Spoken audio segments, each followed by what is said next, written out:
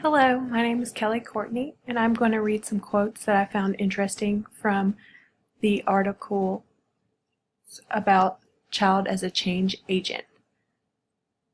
Most of this research has focused on individual adult shoppers, but many caregivers bring their children with them to the supermarket, giving children the potential to influence food purchasing.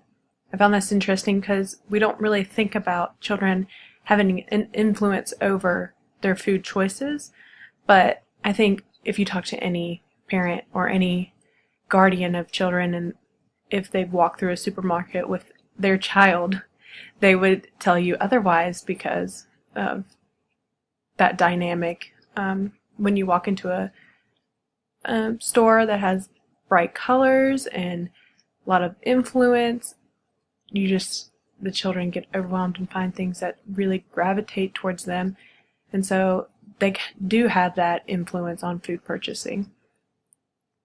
As racial minorities and low-income families suffer disproportionately from high obesity rates, we aim to learn about this dynamic in a low-income, urban, predominantly African American community, where obesity rates are high and purchasing is also constrained by limited food budgets.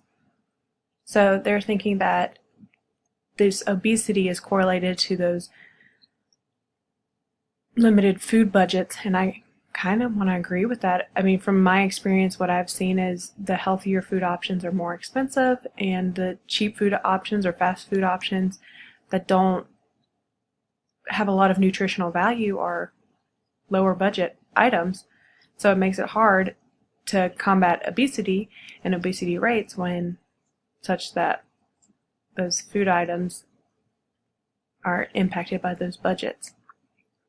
An interview with the supermarket manager revealed his impressions of shopper preferences and motivations for stocking and displaying different items, namely the reciprocal influences between customer preferences for unhealthy products and the stocking and displaying of those items.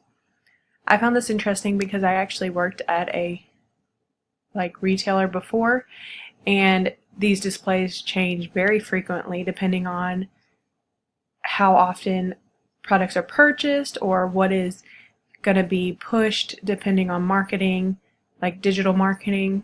So these constantly change out depending on those influences, and I thought it was just very important that they named that.